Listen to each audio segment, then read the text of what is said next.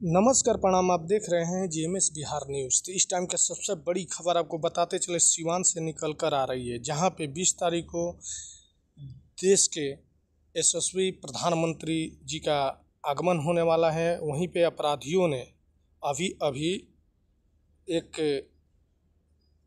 आदमी को गोलियों से छलनी कर दिया है। आपको बताते चले कि हसनपुरा थाना क्षेत्र के तौलापुर गांव में पूर्व से चल रहे विवाद को लेकर नूर अहमद को गोलियों से छलनी कर दिया गया है, जिनका उपचार सदर अस्पताल में चल रहा है।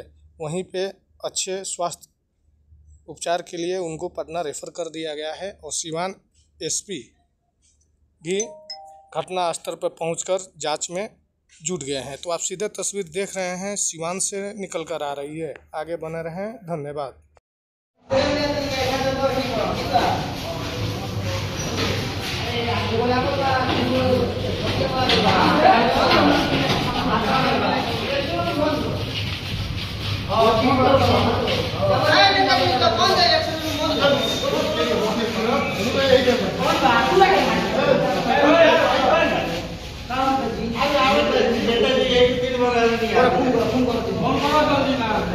देखो